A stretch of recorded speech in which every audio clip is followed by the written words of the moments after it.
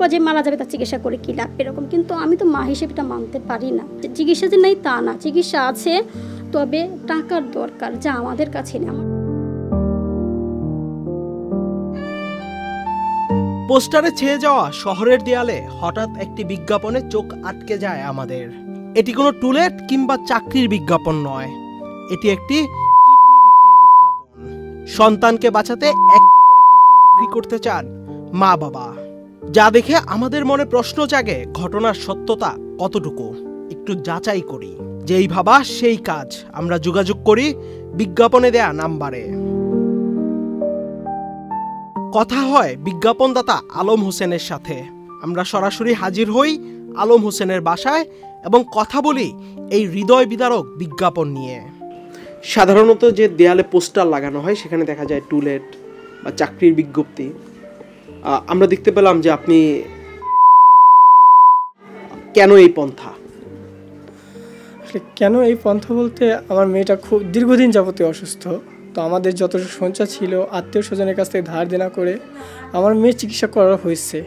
মানে বাংলাদেশে, মানে এখানে আমাদের প্রাইমারি যে চিকিৎসাটার সম্ভব হয়েছে আমরা দিয়েছি। তো আমাদের এখন আর আমরা আমাদের সন্তানের চিকিৎসাটা করতে পারতেছি না। আমার সন্তানটা স্বাভাবিক পর্যায় থেকে এখন দিনকে দিন অস্বাভাবিক হয়ে পড়তেছে, এবং কি সামনে হয়তো আমি যদি আমার সন্তানের প্রপার চিকিৎসাটা দিতে না পারি, উন্নত চিকিৎসাটা যদি দিতে না পারি, তাহলে হয়তো আমার সন্তানকে আমি বাঁচাতে পারবো না, বা হয়তো আমার বুকের ধনকে আমি বুক থেকে হারায় ফেলবো।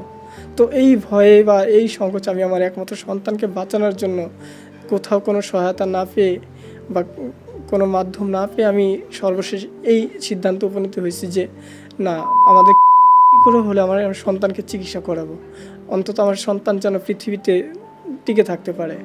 আলম বন্যা দম্পতির বিয়ের 4 বছর পর কোলজোরে আসে কন্যা সন্তান হুমায়রা, যার বয়স এখন 2.5 বছর। জন্মের পর হুমায়রা আক্রান্ত হয় বিরল এক রোগে, যার নাম ইপিলেপসি ওয়েস্ট সিনড্রোম। রোগটা সম্পর্কে জানতে চাই। জি, রোগটা হচ্ছে West syndrome, cerebral palsy West syndrome. এটা হচ্ছে ব্রেনের এক ধরনের একটা রোগ, যে রোগটা হচ্ছে মগজটাকে মানে অকেজো করে ফেলছে এবং দিনকে দিন এটাকে মানে খুবই সংকুচিত করে ফেলতেছে। এই রোগের মাধ্যমে আমার সন্তানটা মানে খুব অস্বাভাবিক হয়ে যাচ্ছে, এবং ওর মানে কি বলবো, ওর যে স্বাভাবিক কার্যক্রমগুলি একটা সাধারণত বয়সের সাথে সাথে যে স্বাভাবিক কার্যক্রমগুলি হয় সেগুলি হচ্ছে না। তো এর জন্য আমরা চাচ্ছি যে আমাদের কিডনি বিক্রি করে হলেও আমরা আমার সন্তানের চিকিৎসা করাতে চাই। আমার বেবিটা ধীরে ধীরে মানে এমনি তো কোনো ডেভেলপ নাই, ও হাঁটতে পারে না বা বসতে পারে না, আই কন্ট্যাক্টটা করতেছে না, আর সবচেয়ে বেশি হচ্ছে ওর খিঁচুনিটা কন্ট্রোলে আসতেছে না। মানে ওয়েস্ট সিনড্রোমে হচ্ছে এমন এক ধরনের খিঁচুনি যেটা সাধারণত বাহির থেকে দেখলে আপনি বুঝতে পারবেন না, কিন্তু এক একটা খিঁচুনি দেখলে মনে হচ্ছে ও চমকাচ্ছে, ভয় পাচ্ছে, যার কারণে ওর মস্তিষ্কে এক একটা সেল ড্যামেজ করে ফেলতেছে। আর ওর এই কারণে ও একদমই ঘুমাতে চায় না, ওকে মেয়ে শোয়ায় রাখতে পারি না, সারাক্ষণ কোলে কোলে নিয়ে আমার ঘুরতে হয়, আমি ওর জন্য কোনো কিছু করতে পারতেছি না। এমনকি ও যদি বলি আমি দিনটা 24 ঘন্টার মধ্যে সর্বোচ্চ হয়তো 4 ঘন্টা ঘুমাবে, তবে বিছানায় শুয়ে না, হয়তো একটু কোলে নিয়ে রাখলাম, কোলে নিয়ে ঘুম পাড়ালাম, শোয়া দিলে উঠে যাবে। সন্তানের চিকিৎসা খরচ আর বহন করতে না পেরেই এমন পোস্টার ছাপিয়েছেন বলে জানায় আলম ও বন্যা দম্পতি। আমরা এই পর্যন্ত ওর জন্য প্রায় 11 থেকে 12 লাখ টাকা খরচ করে ফেলছি। তো ওর 3 মাস পর থেকে আমরা এই রোগটা দেখা দেয়, তো তখন থেকে এই পর্যন্ত ওর এখন 2 বছর 4 মাস চলতেছে, এই পর্যন্ত আমরা 11 থেকে 12 লাখ টাকা খরচ করছি, কিন্তু আমরা ওর কোনো রেসপন্স পাচ্ছি না। সন্তানের এমন অসুস্থতায় এই দম্পতির এখন সময় কাটছে চরম অনিশ্চয়তায়।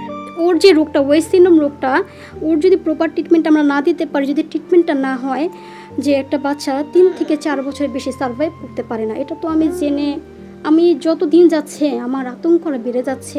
তত যদি আমাদের দুজনে কিডনি বিক্রি করেও যদি চিকিৎসার টাকাটা জোগাড় হয়, আমার মেয়েকে আমি বাইরে নেবো, চিকিৎসা করাবো, আমার মেয়ে বেঁচে থাকুক। আমার মেয়ে হ্যাঁ পুরোপুরি সুস্থ হবে না, একটা সুস্থ বাচ্চার মতো হবে না, কিন্তু ও তো নিজের কাছে নিজে করতে পারবো, বসতে পারবে, হাঁটতে পারবে, চলাফেরা করতে পারবে, নিজেরটা তো নিজে করতে পারবে, তো সুন্দর পৃথিবীতে বেঁচে থাকতে পারবে। সমাজে যারা বিত্তশালী আছে তারা যদি এগিয়ে আসে, চিরকৃতজ্ঞ থাকবো তাদের কাছে। তাদের হয়তো সকলে যদি অল্প অল্প করেও সাহায্যের হাত বাড়িয়ে দেয়, আমার বাচ্চাটা আমার বুকে থাকবে। আহমেদ শাফি, চ্যানেল আই।